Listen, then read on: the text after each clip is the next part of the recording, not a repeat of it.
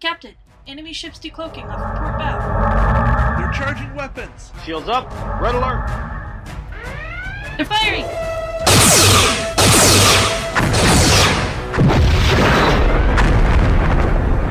Containment failure detected.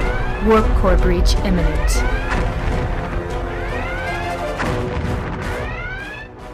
Welcome to Warp Core Breach, episode 16.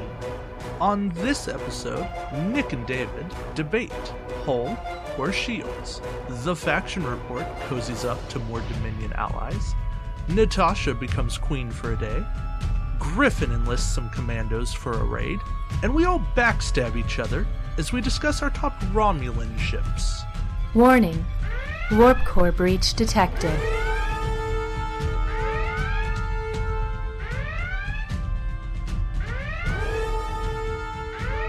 I'm David Montgomery, and here's my co-host, the George to my Gracie. I'm Nick Norris, and I'm not the pregnant one. You better be careful about that kind of talk. People might get ideas about Natasha.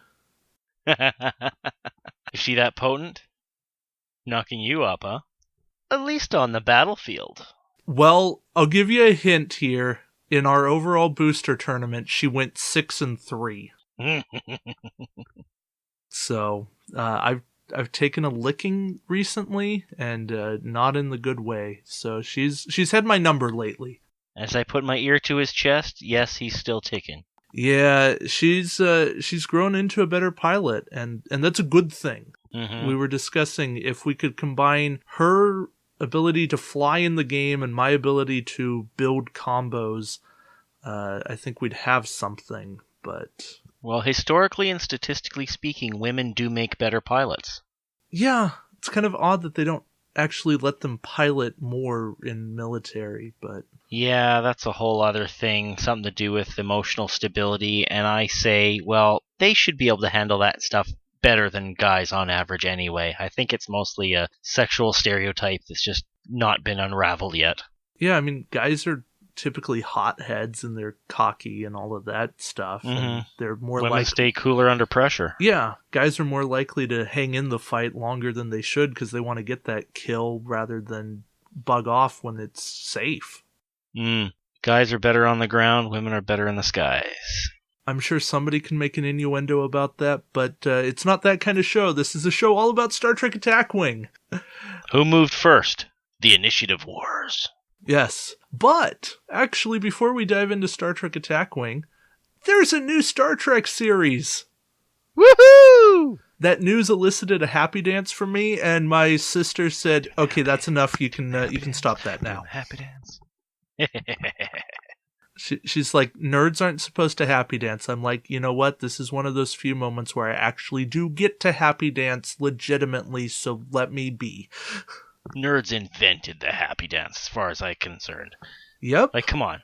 Of course, we don't know much about the series. There's a few strong debate points as to the wording of the announcement. Yes, but we'll leave those debates to the rest of the internet. No matter what it is, it's new Trek, and however they handle it, Star Trek's back on TV in some form or fashion, and that is good for people. And just to clarify, when David says new Trek, he doesn't mean NU Trek as in the J.J. Abrams verse. That's one of the points of contention.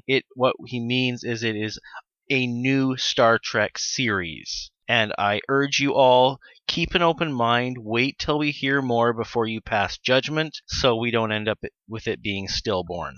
Yeah. We want to support this. This is Star Trek. It's been 10 years since we've had a series on the air, since the demise of Star Trek Enterprise. So we've got this thanks to the popularity of the movies. Whether you yourself liked them or accepted them as or not, we have new Star Trek coming. It states that it's not based on the upcoming movie. We don't have anything clarified on that, but it's Star Trek. We love Star Trek, that's why we're here, so let's support it and give them everything we've got. Well, hold a little bit in reserve. You don't want to put everything out there right away. Over the course of time, in the due course.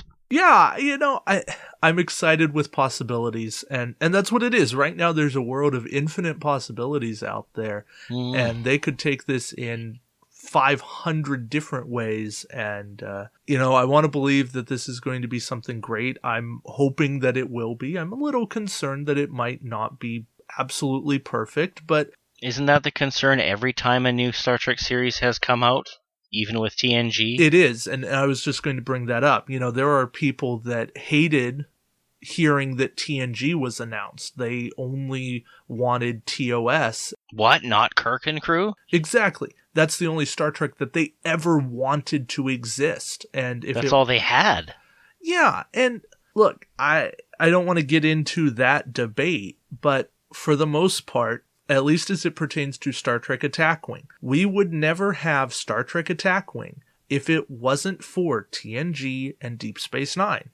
So, let's consider what this could be in terms of Star Trek Attack Wing. This could be a whole new set of ships that adds to this game and keeps it running for years. Expand on the mythos. Yeah. And hey, who knows? It might not even be Federation-centric, so we might get more fleshing of other factions. So to those that don't favor the Fed side, you might have some hope in the near future. The announcement was for January 2017, so we do have a bit of time to wait. But that doesn't mean that we're not going to have trickles and teasers and things like that coming out beforehand. And like with Star Wars X-Wing prior to Episode 7 coming out, they got their ships months before the movie, so we might get new ships months before the series launches. You never know. It's all possible. Then again, they might wait a couple of months after the series launches, just see what's all out there. Well, the way I see it, the more marketing they can do to get people excited about the new show, the better. Oh, I totally agree. I think they'd be smart to work with it and get a new core set out in time for the show. That'd be a great idea. That would be. We'll see, maybe in time for Christmas. Who knows? Who knows what's out there? As information comes out, we'll discuss it as it warrants. We're not going to turn this into a Star Trek, the new series show. It's still going to be Star Trek Attack Wing, but as information becomes relevant to Attack Wing, we'll talk about it here. We'll cross that warp threshold when we get to it.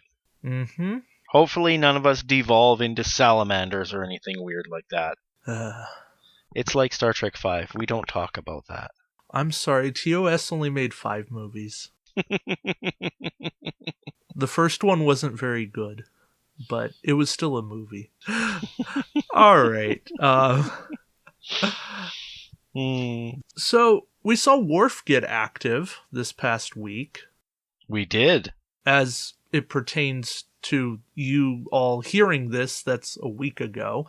But still nice to know that they're alive and kicking. I was personally planning a trip to New Jersey to check on things, but I'm glad I can cancel that and get a refund for my plane tickets. Hey, I was just going to use a Stargate. Oh, that seems better, but, you would have had to go from Vancouver to a different planet back to New Jersey. That seems inefficient. More frequent flyer miles that way. Oh, true. A lot of frequent flyer miles when you start traveling in light years. Mm-hmm. It's a little sad when mostly they just answer questions that I ask. Well, it's because you're so hardcore on it. You're asking, 100 questions a minute. Because you've got the pulse of our nation, our game nation. So when things come along, you take it upon yourself to reach out. Yeah, that should also dispel any rumors that I'm actually a member of WARF. Yeah. I know some people have asked/accused/said, hey, wait a minute. Nope. That doesn't mean that David and I wouldn't want to be members and be able to help flesh things out, but baby steps. Perhaps one day. Yeah, as it is, I get where they're coming from with most of their rulings here. I don't absolutely agree with everything, but hey, that's for Geodesic Pulse. But we'll quibble later. But that one is coming along. We gained some ground today on that one, and hopefully we'll have that one wrapped up in a neat little pig in a blanket in due time. Yes, but it was nice to see, hey, Worf lives. That's awesome. Hopefully they can keep answering questions, and I know there's a bunch of stuff that's pending, and they've got stuff. This is questions that they needed to answer as they related to the boosters that people have now. So. Yeah, I had access to some recently, and they're some beautiful ships. So kudos to WizKids on some nice pieces. Yep. It's nice to know that the ones they sent me weren't just special for me, being the preview guy, that these are actually how they turned out once you got them in your hands. And it's like, okay, this is how they look. Yeah, and on a similar note, with regard to the prize ships for Temporal Cold War, David and I have noticed a bit of a potential trend. Are we seeing the end of OP prize ship target locks? They're still proliferating in the retail packs and the blind boosters, but with their lack in the Temporal Cold War OP ships, both the Diaspora and the Azati Prime, is that something that we're going to continue to see? Well, I can tell you firsthand that there's not one in the Zindis for OP3. So that's 3 for 3 so far. That's the entire Temporal Cold War kit. So we'll have to see what they do when it comes to like the movie series and the Void and the episodics and the new OPs. Yeah, but you know what? I highly doubt that anyone is really concerned about not getting a couple of target locks. Yeah, like you get 3 sets of target locks in the starter, and you've probably got, even if you're a new player, you've got at least 2 or 3 ships under your belt outside of the starter kit. So you've got a good 6 sets. 5 or 6 sets. Now, the only important thing is that you don't always have the same letter target locks as who you're playing. But with that, there's a good chance you could just flip back and forth between one set of 3 and another set of 3, and you shouldn't have any issue. Yeah, and even then be able to mix and match. And it all works out. I mean, I know personally, I pull some of my favorite letters. I use the F1 target lock for Formula 1, and right. That's one that nobody else pulls. Like, I don't even remember what ship it came with. I'm sure somebody could tell me. But that much isn't relevant to why I like to use F1 target lock. It's just, hey, I like the number. I know some people use like C3 and P or R2 and D2. And that's me. You know, you do what's fun, and as long as nobody else is using that specific combination, you're pretty much good. I like to keep probably about 6 target locks with me, just so I can pull whatever you're not using. And I've never run into an issue, but if I ever did, it's like, eh. Yeah, usually at worst you have 1 or 2 of the same ones, and that's easily dealt with when you have at least 6 sets. Yeah. Like, the one thing I would request from WizKids is give us the lettered target locks that were not required in the early wave ships, for the ships that didn't have target locks, even on their action bar. Oh, was it the P and the R? I know it's R for sure. It might be I. Right. Yeah. It's one of the 2. Was it 2 Romulan ships? It was the Apnex and the Vo. Right, it was the Scout and the Science Vessel. Yeah. Right.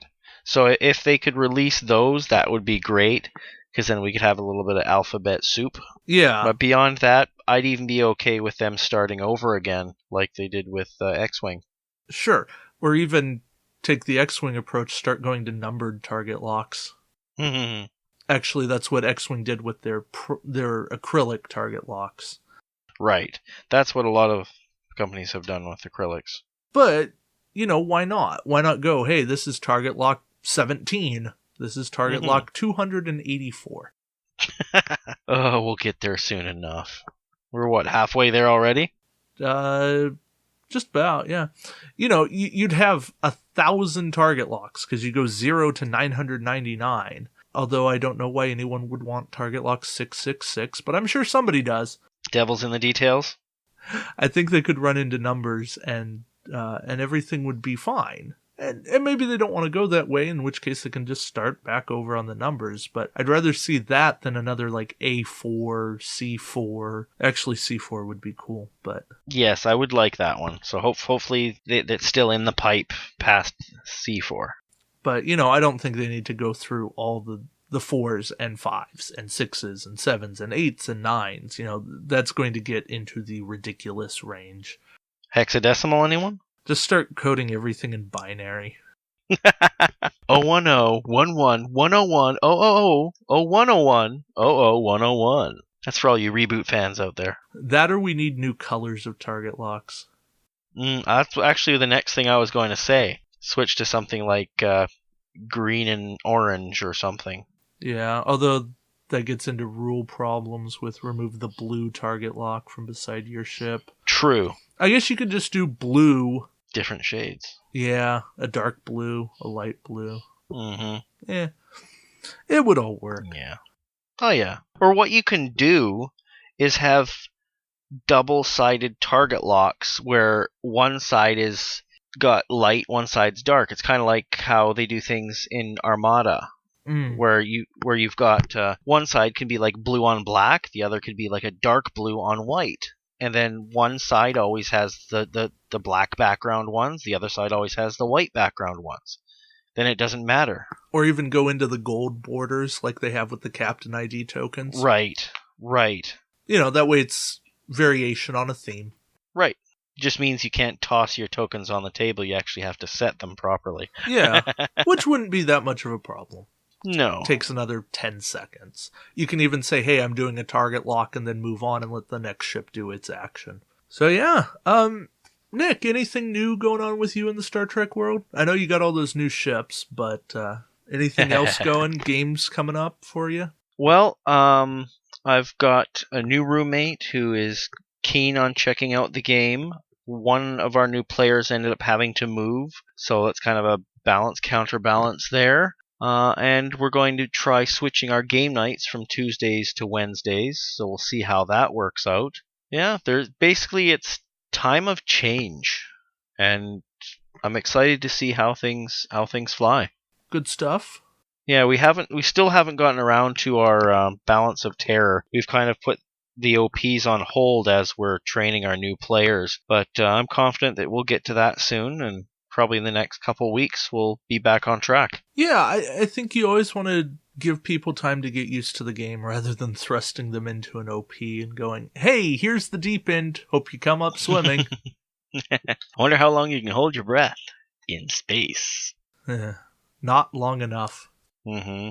Yeah, because we had a couple of people that tried out the game early on in Dominion War, and they didn't get a proper introduction, mostly because none of us really knew how to give a proper introduction. Game was so new. Yeah, the game was so new, and they never came back. Well, it was like, hey, this is what it is. We're playing a tournament in 30 minutes. You want to join us? Oh, yeah, sure, I don't have anything going on. And then they go 0-3, and they're like, yeah, I'm not coming back. Yeah. Been unfortunate. We had some people that learned and actually did quite well in a tournament and still haven't come back. It's like, I know you're around this store. I've seen you at other times, but anyways, nothing you can do. Can't ever force people to play. So no. As for me, I have finished the reinforcement booster tournament. I'm not giving spoilers, although I will say that both semifinals were very close and somewhat unexpected. So I like to hear that. As for what that entails, you'll have to watch. I do have much editing to do, but I also filmed a powwow with Natasha and Craig, my cameraman. Since he is getting into the game and he was there for every match, I thought his opinions would be interesting to hear on camera. So we've got that, and that'll be posted. And when I have time, that'll all be put online and put on the shipyard and such. Excellent. But I've got stuff. The Zindus will be posted sometime, I'm telling people now, sometime between the 11th and the 18th. And same goes for the grand prize. I'm probably going to do 2 separate videos just to keep them both shorter. But so they'll both be up sometime between next Wednesday and the Wednesday after that. Just because, hey, I need time. But it's good stuff. They're coming along. It's just... If you ever want to do a big project, try editing. Yes, David and I both have experience with that. I used to be a professional editor myself, so it's not a simple task. No, but it's quite rewarding to see a finished product. Oh, very. And I was the kind of person where I reveled sitting in front of that computer for hours on end, just pulling things together. It's like, it was a thrill for me. So that's something that I definitely look forward to doing again. And I may actually have that opportunity because my new roommate is also a cameraman. Ooh. So you may be seeing some interesting videos coming from us in the near future, but this is just the early days, so let's wait and see. And if you have any ideas of stuff you'd like me to take a crack at relating to Star Trek Attack Wing, let us know on the Facebook page, Warp Core Breach Podcast. We are always here to hear your ideas. So yeah, that's kind of what's going on with us. As for our main topic, we wanted to at least start a conversation between hull and shields. Now, it used to be in the early days, shields. You wanted to have as many shields as possible, unless of course you were a cloaking ship, then you wanted as few shields as possible and as much hull as you could get. Better point spread that way. Yeah, well, shields absorb crits, hull does not. Right. That's kind of a simple reality. That was the early state of the Federation. Sorry, Will. We love you. Once fighters came out, then hull 4 was the thing you wanted. And I explicitly remember thinking that some 3 hull ships were not very good because they couldn't support fighters. And you're going, well, why do I want this ship versus that? Like, say, a 3-hull 4 shield versus a 4-hull 3 shield. Well, the 4-hull could take a fighter, the 3-hull couldn't. Same durability.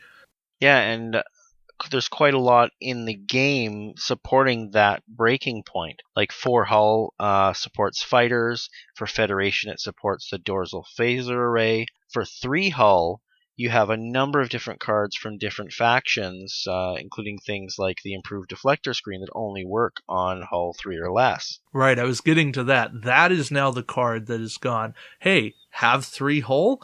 This is the card you want. Mm-hmm. Because it's almost like having 4 or 5 or even 6 hull, depending on how many times per round you're going to be shot at. Right. Because if you can cancel 1 extra hit each time, hit or crit, then it's like having that extra hull point, or shield point, actually, absorbing damage. But the thing is, it doesn't matter whether it's hull or shields, as long as you have at least 1 shield disabled or in reserve, this card remains. Exactly. Improved deflector screens is one of those cards that I have used to great effect. Just ask my opponents in Balance of Terror trying to kill my Borg Scout Cube. That card plus Hood Riker. Good luck. Nasty. But yeah, there's a lot of good stuff out there for 3-hull ships now. Now we have a lot of boosts for the lower ships. And a lot of that stuff will get into lower attack dice, and we're not going there. But I think more than anything, Improved Deflector Screens is that card that really came back and said, hey, this is the thing that you've all been missing. This is what can make the difference in the game. Right. And the thing that I'm enjoying about these cards that are along this line of thinking is just that it's bringing back the smaller ships, the weaker ships that before we were just discounting and discarding, letting rot in our binders and our card boxes and in our cases. Now they're actually seeing serious play. And that's important to the balance and the fun of a game. You don't want to be buying the little ships just for the cards. Ideally, you want to actually play them. And this is helping do just that. Oh, sure. I mean, anytime you can use more of the stuff that you paid for, it's a good thing, right? I mean, I think in an ideal world, you'd want to use 100% of the stuff that you buy. Ships, cards, captains, upgrades, admirals, etc. But that never happens, not even in games like Magic. Oh, no, not even in board games do you even get that. There's always stuff that you go, I don't really care for that thing. We're going to play without that. Yeah, who really wants Baltic and Mediterranean? Although, that's me sometimes. Sure, you can make it work. Sometimes it fits a play style versus not. I mean, the Shipyard started out, and still does with the retail expansions, trying to find a use for every card in the game. Emphasis on the word trying. Trying. Now, I feel like WizKids is aware of this and is purposefully designing cards to make me fail sometimes. Yes, they're out to get you, David. The conspiracy is real. Or entire expansions like the Talveth, where I look at that thing and I go, wow, you know, I got a use for that name ship, and that's it. Thanks, guys. Yeah, even that is stretching it. It's stretching it, but I can make it work. Like, initially, I wasn't even going to buy the Rotaran, and I found a few reasons to go for it, so I did buy it. Yeah. Naturally, I bought the Delta Flyer, hands down, no doubt. I bought 2, but I came up with at least 3 or 4 reasons to own the Rotaran, so I snapped it up. But I have yet to come up with a convincing argument for me to buy the Talveth. Like, I'm actually at the point where I want to go out and pick up the Ogla Razik, and that was the only other ship that I didn't own. But that's even still pushing it. But at least there's an inkling. With this, the Talveth, not even an inkling. Yeah. And that's saying something. And, you know, a lot of the times, reasons come down to, hey, there's some missions out there where this card can be super duper useful. And I believe that this game has to live in mission play as well as OP play. And that there are cards designed solely for missions that they never expect to see play in organized play events or regionals or anything higher. And I'm okay with that. I don't love that, but I'm okay with that, and I understand the design aspect of that. In order to continue to make a card or set of cards that would see play in organized play, you would have power creep. And that's problematic. Right. That's a whole different level of problematic game design. But each expansion must have an roughly equal level or a balanced level of those both sides of those cards. Like, you should have at least, a third that are playable in the OP game. They don't have to be powerful, but they have to be playable. Sure. And sometimes they miss the mark. And that's okay. I mean, again, we're talking about rough estimates, but bringing it back to Hull and Shields, I think that what it came down to at the start of this game, it was shield, shield, shields. Now, we almost don't distinguish between the two, and we start talking about total durability. Yeah. Or we're calling it just like hit points now. It's like, if it's a 3-3-2-4 like the Scout 608, it's a 6. It's like, it's got 6 durability. Right. The only time we really care is we look at that 2-hole and go, Decker could one-shot that, or the Bioship Omega Captain could one-shot that, or Chronotons are vulnerable. We look at some of those things. We look at, hey, there's vulnerabilities to it, but that doesn't make it terrible. Right. But we also look at it and go, hey, of its 6 durability, 2/3 of it are in shields. That's pretty good. Versus most ships, it's like 50-50. Right. We also look at the D'Deridex. A name D'Deridex has 40% of its durability in shields. Well, that's a ship that wants to cloak more often than not. Yeah. Then you're giving up 40% of your durability. Mm-hmm. That's not really worth it. Now, granted, you can come out of cloak, and then you're okay, right? Now you've got that durability back. You just don't want to get caught with your pants down in the form of your shields being down. You've got to balance it. And again, that's why I think a lot of Klingon ships don't rely on the cloak. Or they do cloak, but they want to run generic ships because they don't want that extra shield. Right, because unless they're using the ship's ability to some great extent, it's better to focus on just value. Right, the 2 points you pay aren't worth it, and that's the other thing. Mm-hmm. Especially if it's more than one ship. That's 2, that's 4, that's 6. Exactly. Every stat point is 2 points, and so you have to remember that when you're looking at here. Right, the game designers have come to us and said, hey, hull and shields are 2 points. We're not distinguishing between the two of them. And we can roll our eyes at that and go, okay, fine, whatever. At some point, I think they've become almost equal. There's enough things in this game now that you can repair your hull. And you can mitigate damage to your hull. You can repair crits. You can do things and essentially treat it like normal damage, and then it's just like a shield point. Right. And from that standpoint, I'm okay considering a hull basically a shield. And really, where we're talking about is a breakdown between being able to equip a few upgrades or a different set of upgrades. When it comes down to that line of reasoning, you handle it on a case-by-case basis. Yes. So what it comes down to, I prefer shields in an overall sense, but when you really look at it, there isn't much of a difference. Mm-hmm. Yeah, the main benefit to shields first is that you're not going to be taking crit cards first combat round if any damage gets through. Because that can happen quite heavily if you're relying on like a cloaker fleet. But the different cards that David's been talking about for mitigation, you can actually get around a little bit of that and survive a little bit longer. And that's what balances things out. Yeah. So really it comes down to what do you like on the ship, how does it work in terms of the stats, and what can you do to make it work for your build. Mm-hmm. There's enough ways to raise shields in this game. There aren't any ways to raise hull unless you still use flagships. I'd like to see them come up with some more hull increases. I guess we do have the Vulcan combat vessel upgrade. Right. But short of that, which is a very restricted card, Mm-hmm. X-Wing has a hull upgrade card, and that just gives you an extra hull point. A card like that would not be a terrible thing to bring into Attack Wing. Well, if you think about it, with all the different ablative hull type cards, there's a few out there. Granted, they're pretty limited to 2 different Federation ships and Borg ships.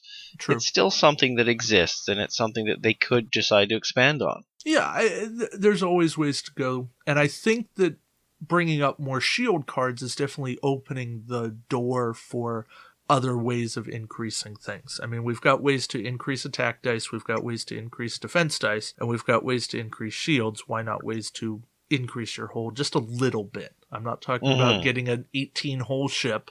That would be ridiculous. Assimilator Cube, I think you have a big cousin coming. Not really, they're just teasing.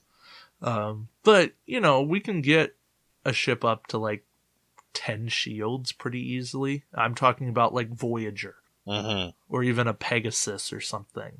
They're feasible. Thank you, Delta Flyer. I know. Should I buy a third? Not until I get a second. Oh wait, that's coming in the mail. Yeah, I just asked my local store to buy another box so that my community has more to draw from. Because a number of them haven't even got their firsts yet.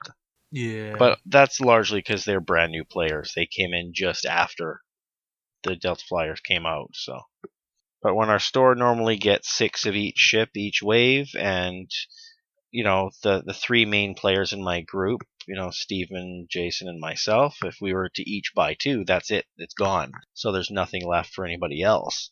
So it's getting to the point where the popular ships, we need to get at least 2 boxes of them. And they do come 6 to a box. Or at least a box and a half. Some distributors will break a box in half for stores. Any good distributor should allow you to get the quantity you want of these types of products. Not every type of product, but these ones. Yeah. Because they are still retail sealed inside the distribution box.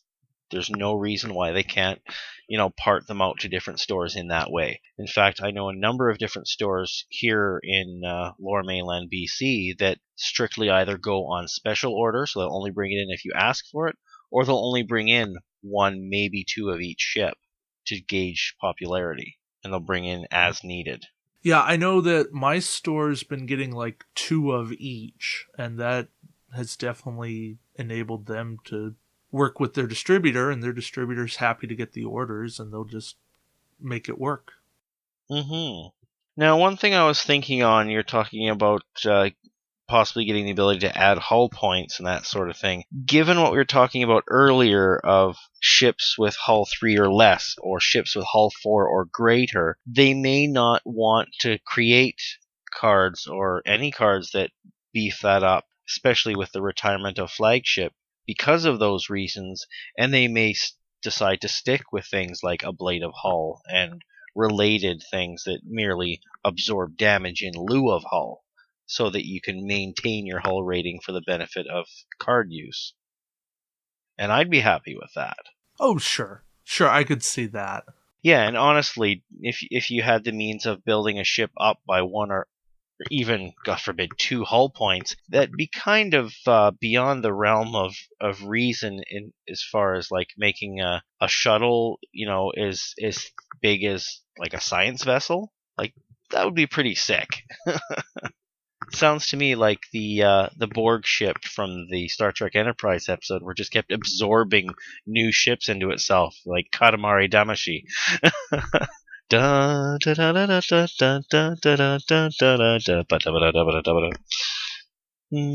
didn't play that game. Nope. You've heard it here first, folks. David is officially speechless. David's just rolling his eyes at Nick. It hurts.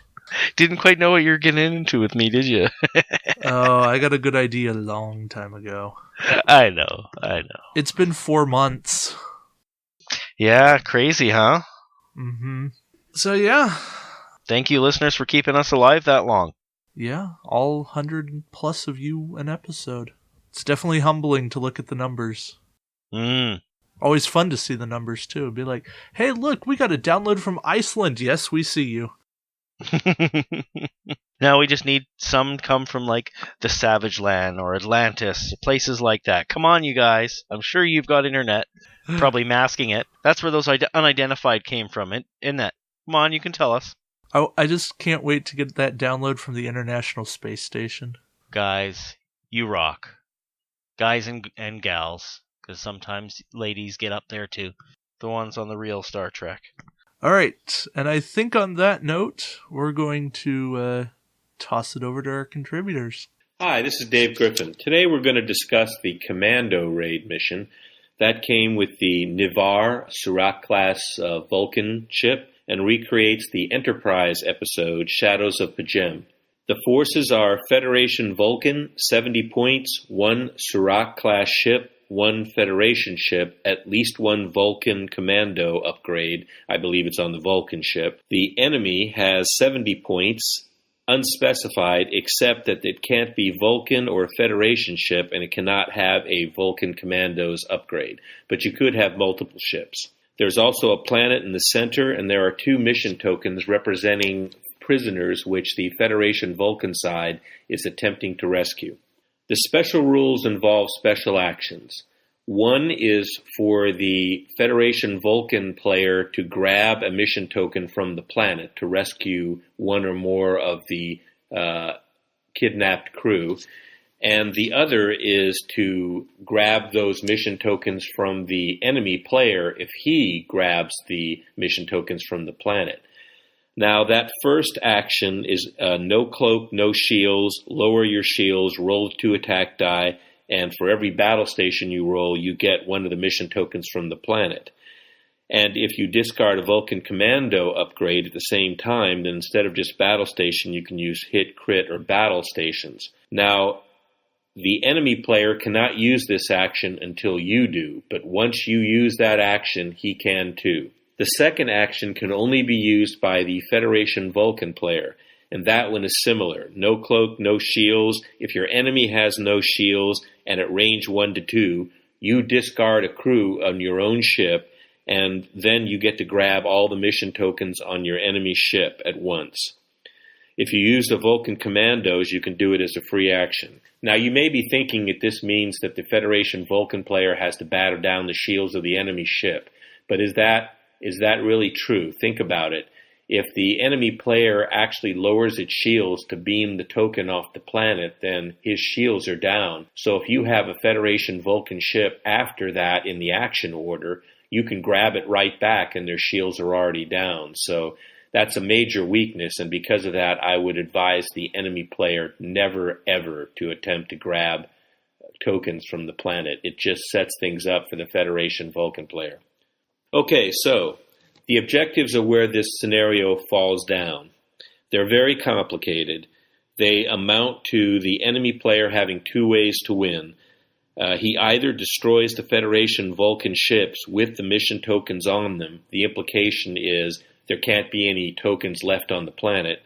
Or he can escape through his starting area with one token. One token is enough. He doesn't need both. Now, the Federation Vulcan player wins by escaping through his starting area with both tokens. He loses if he goes off the wrong edge, and he loses if he leaves with a token on the planet or on an enemy ship. The first tactic that the Federation Vulcan player can use is the obvious one, in fact, is he can try to go grab the crew from the planet with the Nivar and use the Federation player to attack the enemy player. The problem is it's very hard to control your enemy's movements and fire in this game. There are cards that allow you to do it, maybe even control his movement or turn him in another direction or force him to attack one ship or the other, although there aren't very many in the Federation and Vulcan factions. So if you're going off faction, that's a little bit easier, and that is certainly one option. But it's not easy to do. So if the enemy player is single-mindedly attempting to destroy your Serac class, which has both tokens, then it's very hard to keep the Serac class alive before he gets off the starting edge. Obviously, it means that the Federation Vulcan player, if he's using the Nivar or another Serac class, probably wants to make that ship as maneuverable as possible and as fast as possible, because that lowers the number of turns that he has to sustain fire. Maneuverability works really well if your enemy has restricted arcs. If your enemy takes a bioship or something with really restricted arcs, then maneuverability becomes more important. Otherwise, speed is more important. Cross-faction things like Picard maneuver or any other option that gives you the ability to move over long distances or get more movement in a turn or turn around faster, all of those things are likely to be able to let you get the Nivar off the map faster. And if you're going for that obvious solution, run the Serac class up, discard a Vulcan Commandos, roll your 2 dice, you stand a fair chance of getting both tokens. Turn around by doing a 90-degree turn, use something like the Indy-Fed Fleet Captain or Admiral Forrest on either the Federation ship or the Vulcan ship, although I don't know why you do that, so that it can turn 180 degrees and then just run for the edge. That is one possible way of making it work, but just using that tactic, the enemy player, if he's ignoring your Federation ship and he's reasonably durable, stands a pretty good chance of getting hurt, but managing to kill the Serac before it can leave the board. That does make for a suspenseful game, and it does tend to come down to the wire. So that is an interesting way to play. The problem with the victory conditions is the second possible strategy for the Federation Vulcan player, and that is for them to totally ignore the prisoners. The Serac class can come on the board with the Federation ship, dive right for the enemy player's ships, and just blast away, just like a normal joust with a planet in the center. And they have 2 possibilities. They can either win or they can lose. If they win, then they just fly to the planet, roll their dice, grab the tokens, and then drive off their starting edge. No problem. If they lose, the enemy player cannot satisfy its victory conditions because it can't extract the prisoners until the Federation does. So if the Federation never uses that first action to grab a mission token from the planet, the enemy player can never use that action at all, even after the Federation player's ships are gone. So it will never get mission tokens, so it will never get off its starting edge with 1 mission token. Likewise, it can't destroy the Federation Vulcan ships with the mission tokens because they never retrieve them. So that's kind of a hole in the victory conditions from my perspective. This can be a fun scenario, but I'm rating it 2.5 stars because if the Federation Vulcan player is sharp enough and he realizes this, he can guarantee that he cannot possibly lose. What you could do is you could change the victory conditions so that if the enemy player destroys the Federation Vulcan ships before they grab the tokens from the planet, then the enemy ship can use that first action. And that's one possibility. There are probably other ways you could change the victory conditions, but the way they stand now, I don't think they're adequate. So I'm rating it 2.5 stars. It may be worth playing. It is fun, but unless you change the victory conditions, I don't see how the Federation Vulcan player can lose. Of course, I say that, and the fact is I played it twice with my partner, and the once was a draw because of basically a similar condition as we're describing, and the other was that the enemy player won because we didn't realize the second strategy, and the Surak class ship just didn't barely make it off the board. With a little bit better luck, the enemy player wouldn't have damaged it so badly, and it would have been off the board next turn. So I think it can be a good scenario. I don't think it's quite there from the rules, though. So have fun with this, and let me know how you do. And here's Natasha with Dude, It's Just a Game, a perspective on Star Trek Attack Wing from someone who isn't completely obsessed. Hey everyone, it's Natasha. Thanks for tuning in. This week we're going to talk about the Borg, specifically the Borg octahedron, or octahedron, or what's the other one? Octahedron? Octahedron. So yeah, Queen Vessel Prime specifically is probably in my top 10 ships to fly and use. We'll have to do a top 10 list for you on that someday. It's kind of fluid, though. Things fall in and out of my top 10. But Queen Vessel Prime is, like most Borg, extremely powerful in terms of firing power. It's got a ton of durability. I mean, we're talking, it takes a while to kill the Queen Vessel Prime. And of course, Queen Vessel Prime has the named ability to add attack dice, one attack die to either its attack or a friendly ship's attack, which is really, really useful. Of course, I prefer using it on a friendly ship. I've played against you, and you like to use it more for yourself, but I prefer having that scan token to lower my opponent's defense when I'm shooting, and then get the extra kick on a friendly ship later. So, different styles. Well, it depends. I have used it primarily for a friendly ship. I think I had Denatra on the Queen Vessel Prime, but I was using the scan token for a different ship to give them essentially 2 extra attack dice, which was kind of nice. Yeah, it does work out. So the other thing with, of course, most Borg have a 360 firing arc, which is really useful. The challenge with Borg comes with the interesting rules that apply to Borg only. Essentially, for those who don't know, Borg can only fire at range 1 to 2, which makes more of a difference than I thought it would the first time I heard that rule change. I thought, oh, no big deal. But the difference between range 2 and range 3 is significant enough. It's harmed my game a couple of times. Okay, take a second, dude. I know it's just a game, but I'm going to get nerdy for a minute here. This all goes to area of a circle. And you have a radius with your firing arc. And with range 3, that's 12 inches, give or take. Range 2, it's down to 8 inches.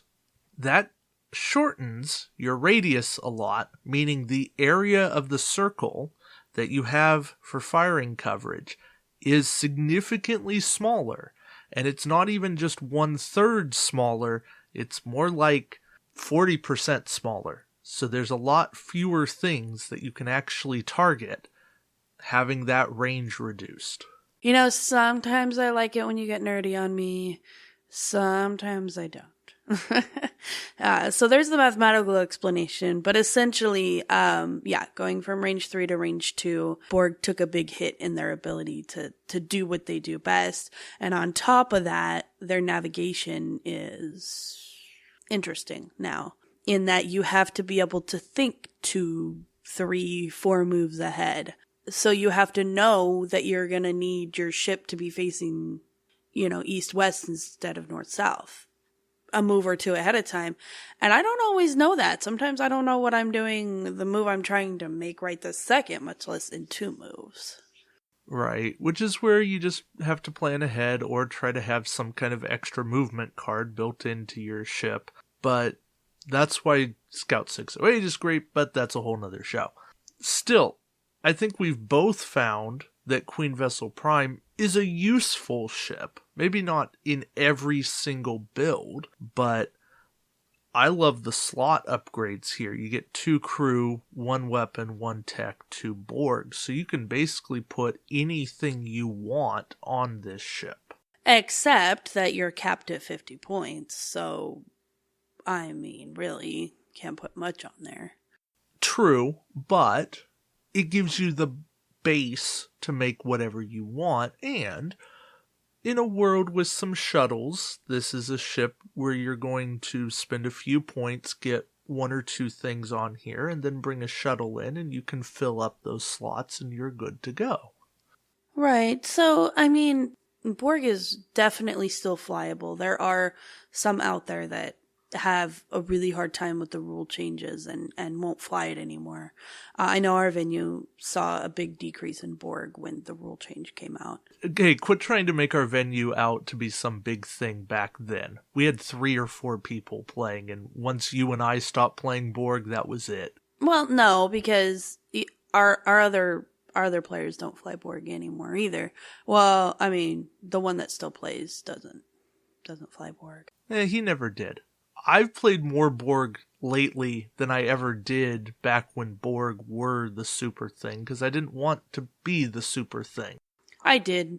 I needed as much help as I could get back then. You did, but you learned how to play the game that way, and I think you had more fun doing it. I did. Queen Vessel Prime was my jam back then, too. Well, you had a nice foundation and a nice command ship, which is always a good thing. Point being, if you're gonna fly Borg, just make sure you keep in mind for the scenario or mission or OP event that you're playing that you're going to want to make sure that getting into range 2 isn't going to be a problem, and you're going to want to make sure that you're going to have the room to maneuver. It still maneuvers extremely well. You can get around anything and get out of almost any situation. You just have to be able to think the moves ahead.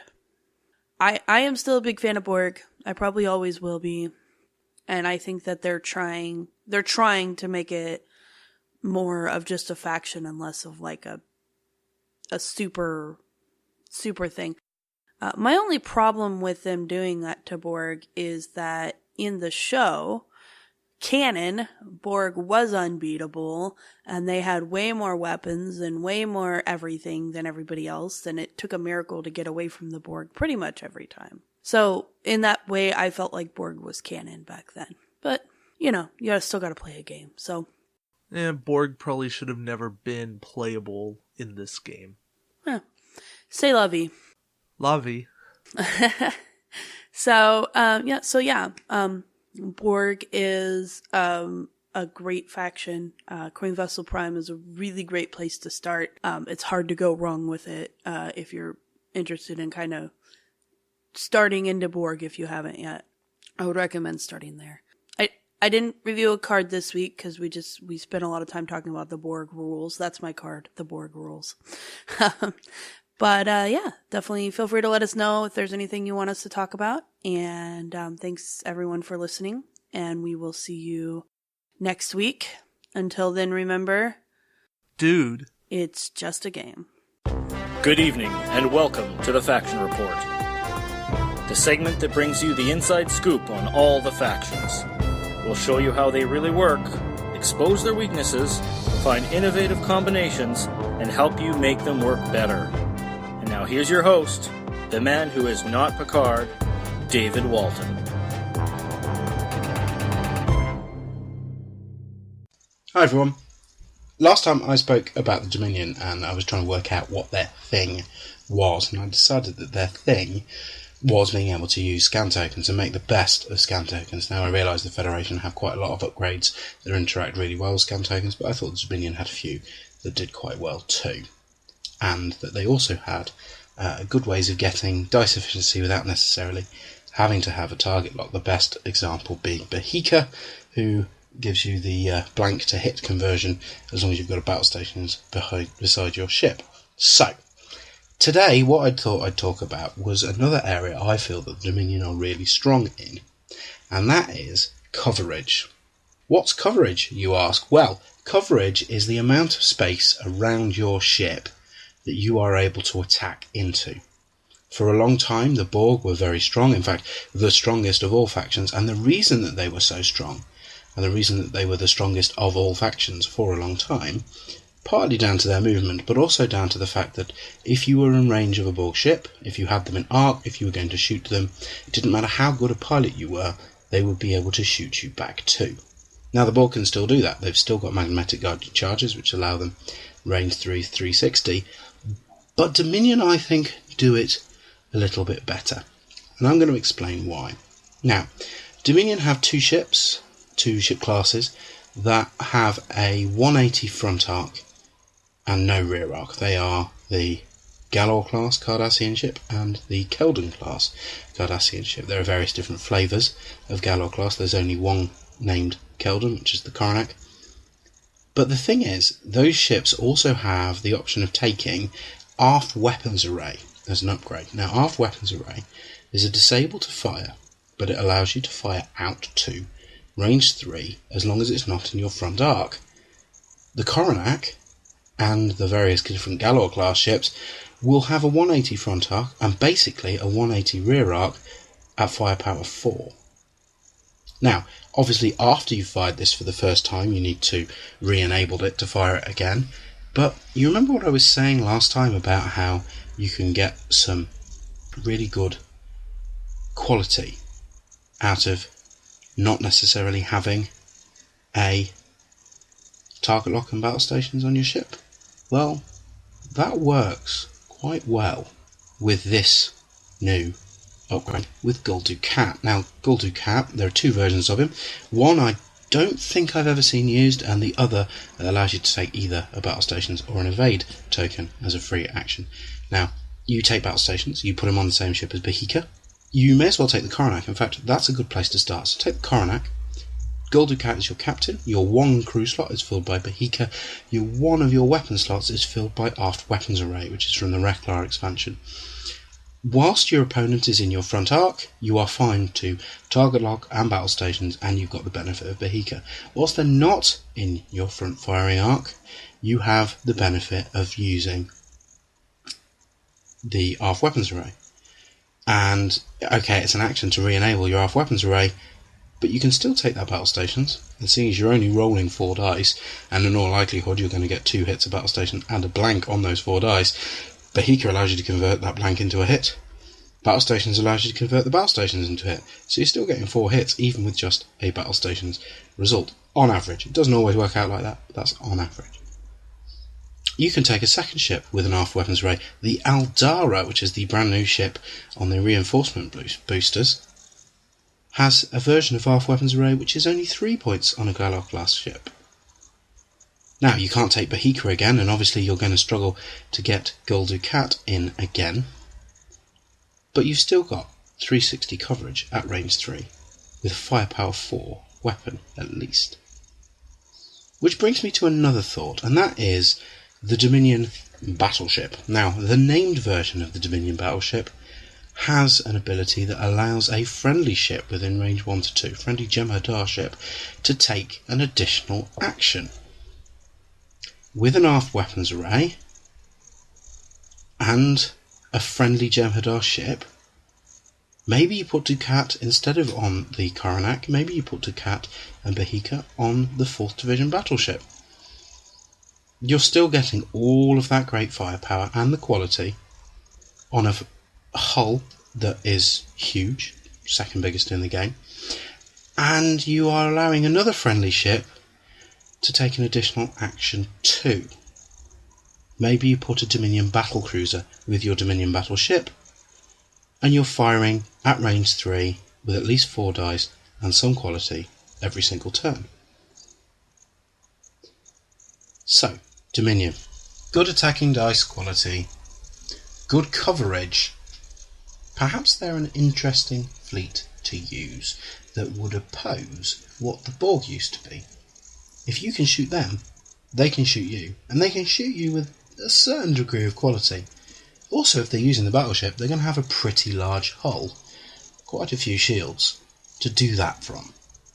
So, I suggest everyone has a look at the Dominion, considers what they can do with the Dominion, and thinks about, in a 53 environment where quite often your third ship can be Dominion fighters, why Dominion might not be the ugly stepchild they once were. Thanks very much for listening. I'm not Picard. And now it's time for the Warp Core Breach Top 3. We count them up from 3 to 1, and then we toss it over to our contributors, so you get the best bang for your buck. This week's Top 3, Top Romulan Ships.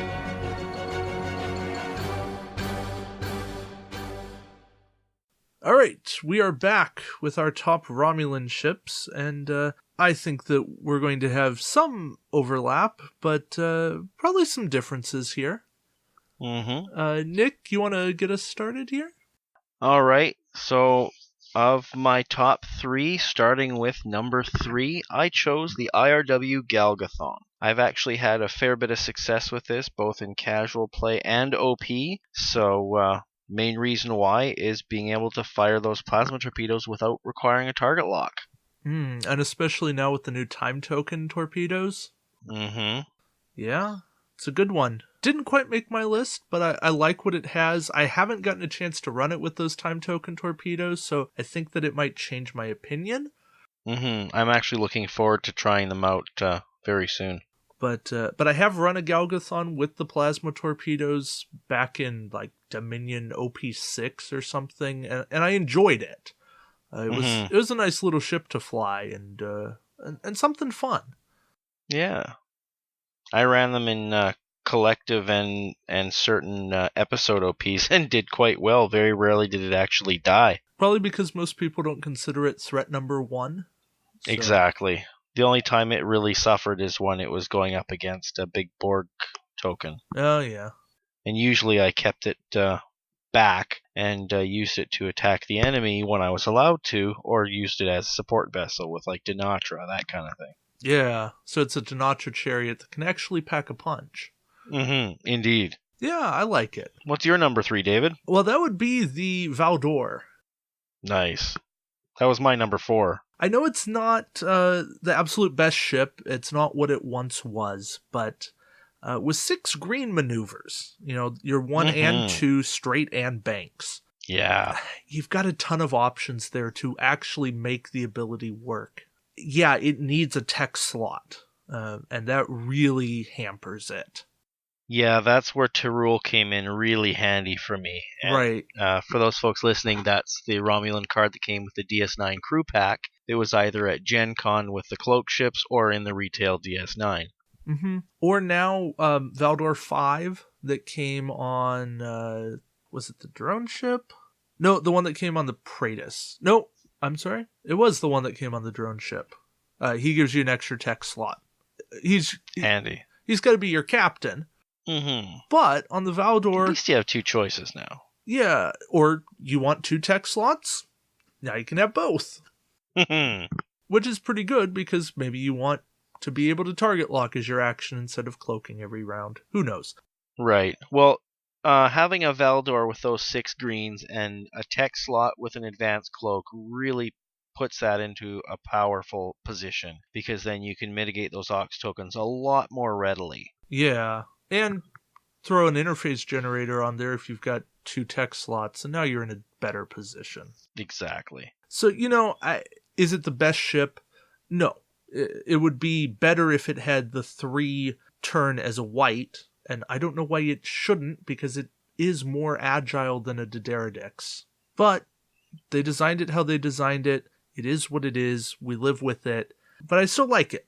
I still think it's a good ship. It's got the attack dice that you need. It's a Romulan that can get up to 5 attack dice, and for that reason, it's worthwhile.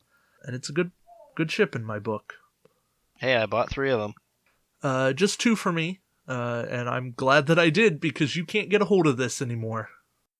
It's tougher to find. Hopefully they reprint it at some point, but I don't like the odds these days. Yeah.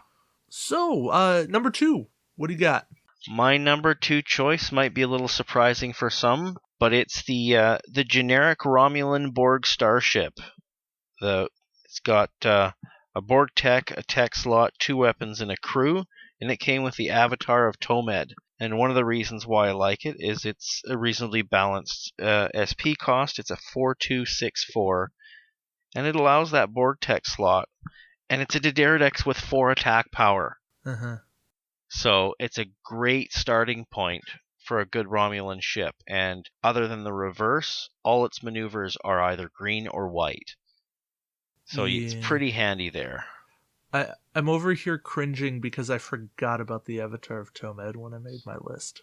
Oh, that sucks, dude.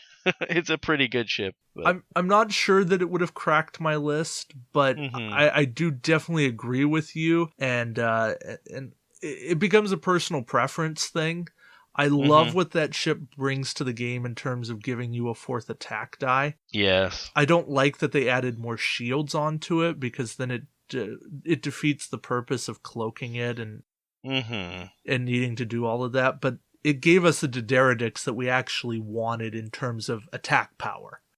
Right. And if you're someone like myself who managed to score himself a few Terraks and plays in mixed, I can throw the additional weapons array on there.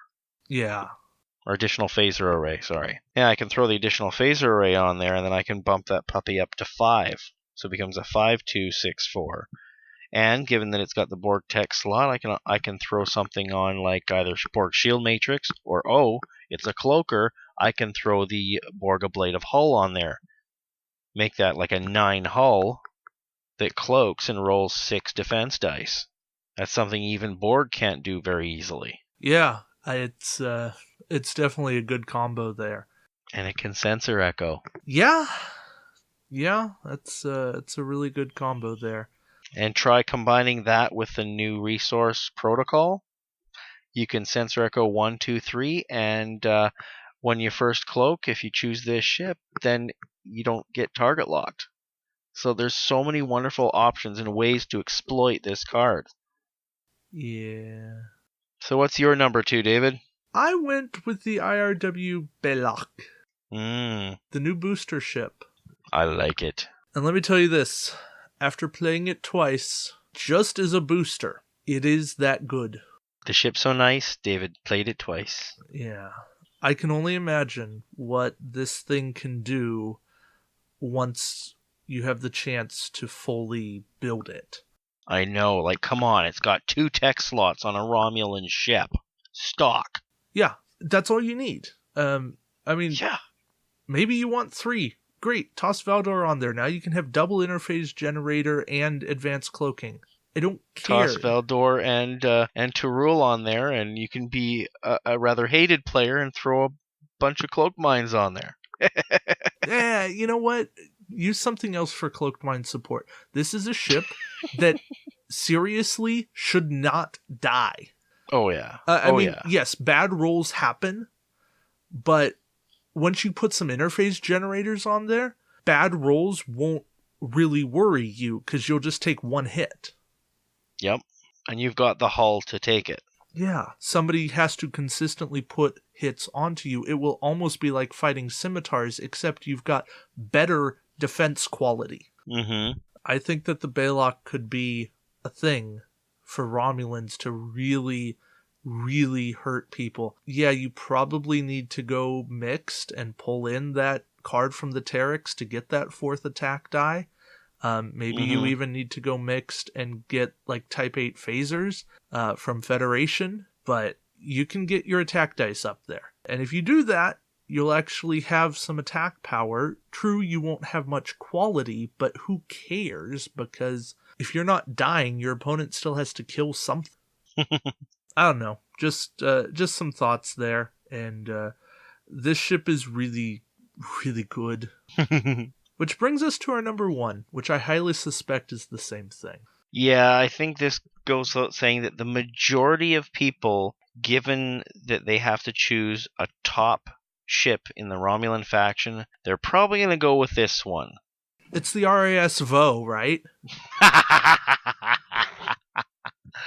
Oh, you said top, not worst. Hey, I had a lot of fun with the Rizvo. Oh, sorry. Talvith is the worst one now. Except that has 3 tech slots. Yeah, I guess it does have its uses.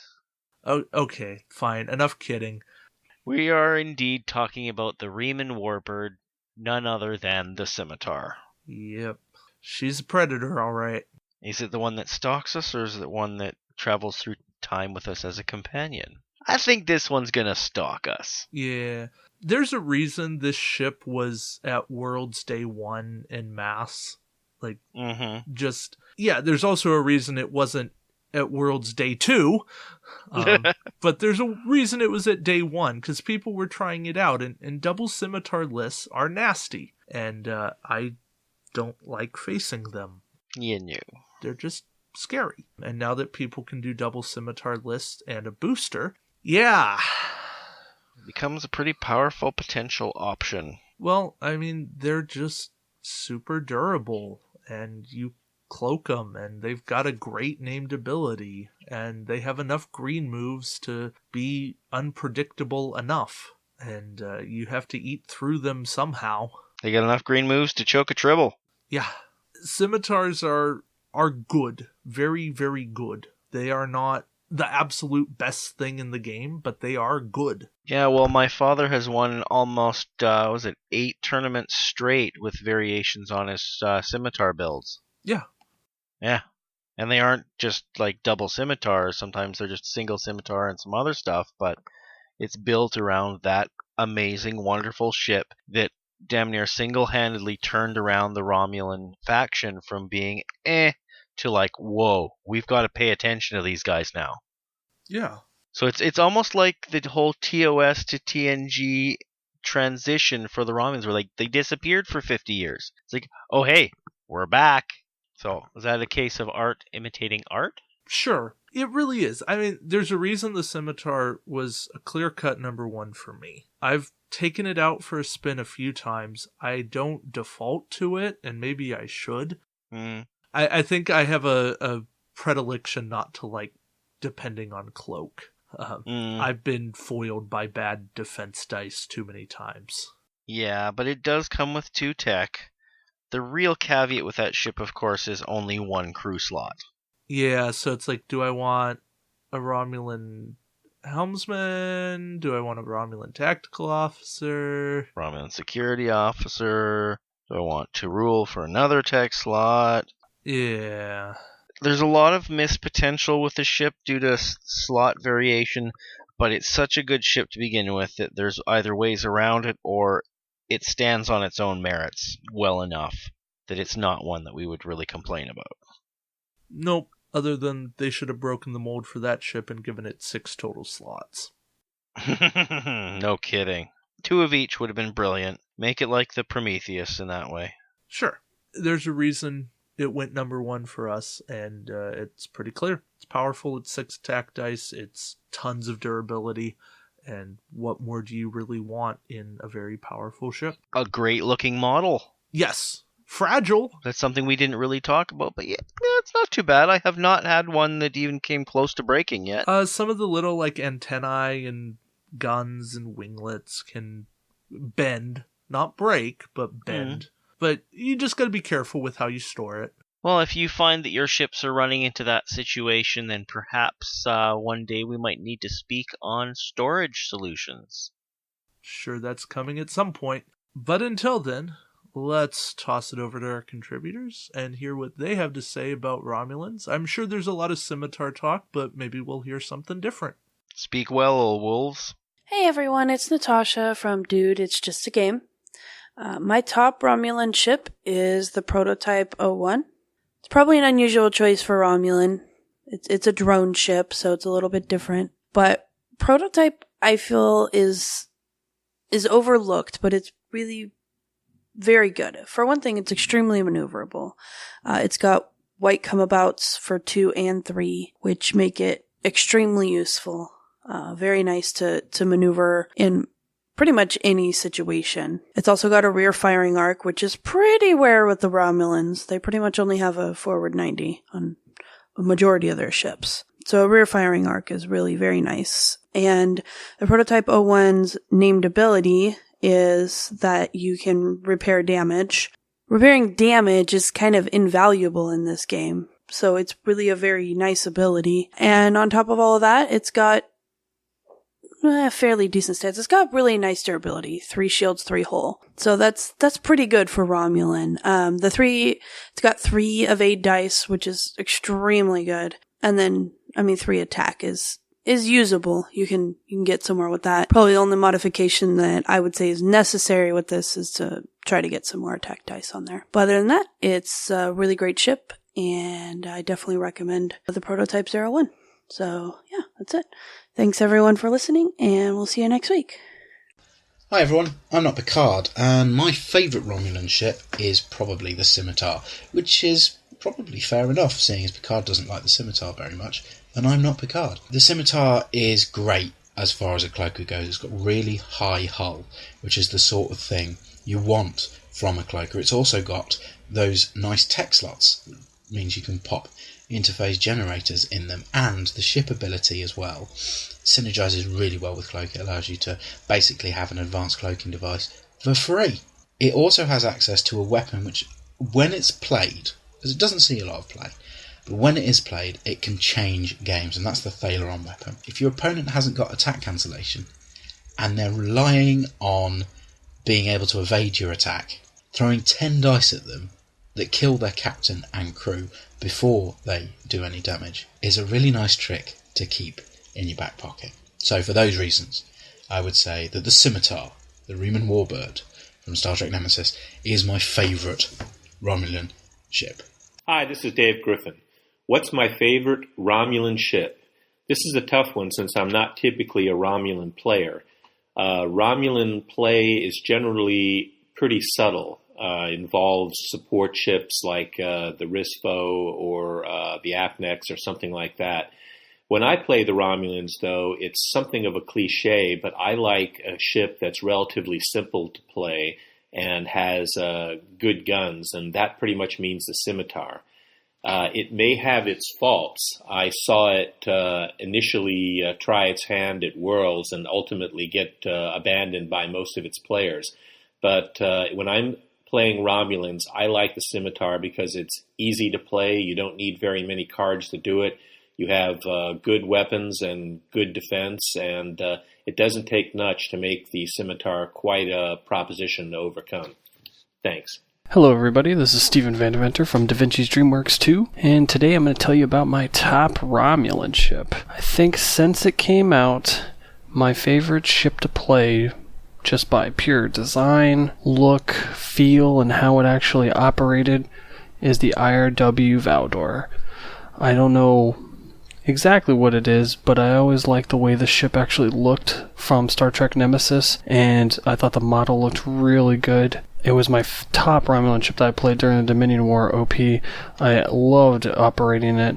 It moves so nice. I love the cards that come in it, like the Romulan Tactical Officer and Tanatra, but its ability is really good. Taking a green maneuver and getting +1 attack, which can apply to secondary weapons, since the Harkonna gave us so many good secondary weapons like Disruptor Pulse and Disruptor Beams. The ship itself's only really lacking a tech slot, but we have a Captain Valdor will give you a tech slot, Tarul will give you a tech slot, which is a Romulan crew member, and several different resources will. I just think the usability of the ship will continue to go up as we keep getting more and more stuff for the Romulan faction. But that's my top Romulan ship. Night, everybody. Alright, well that puts an end on episode 16. We've had fun talking about Romulans and new series and stuff like that.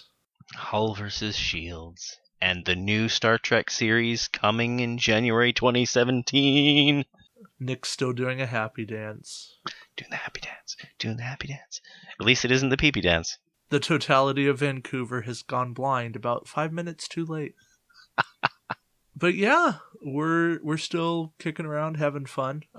We should note that we record this on Monday, so as of recording, we do not know what Romulan fighters do. Would they have appeared on our list?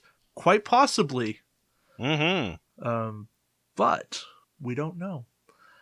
Next week, we will be doing our Wave 20 review.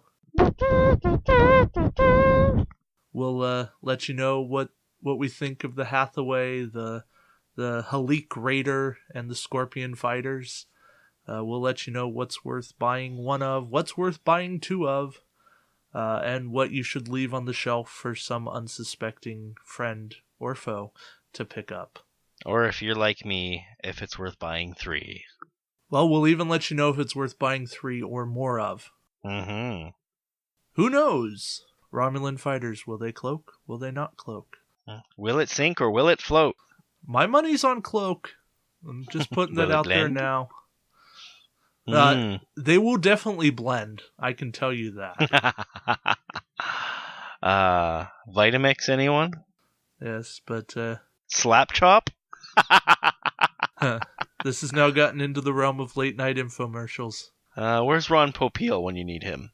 I do not know. But Nick, last thoughts. Romulan fighters, will they cloak?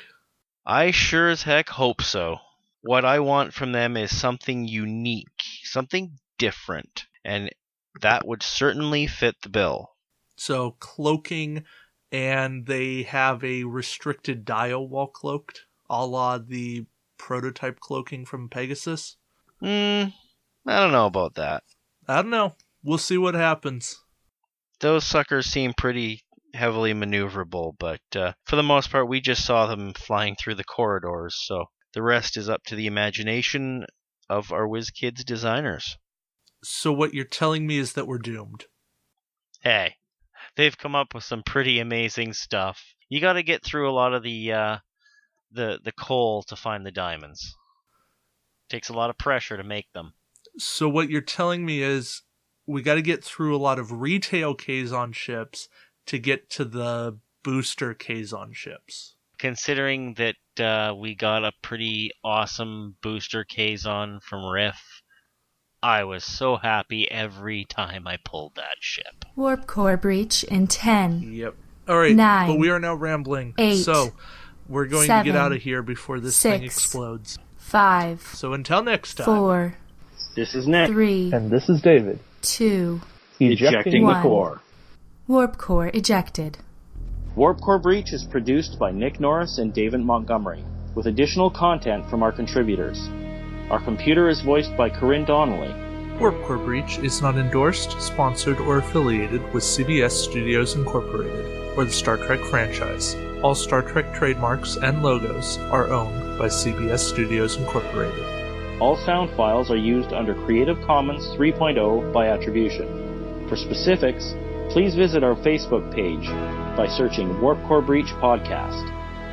If you want to contribute to the show, let us know on the Facebook page, or you can email us at warpcorebreachpodcast@gmail.com. Good night, Gracie.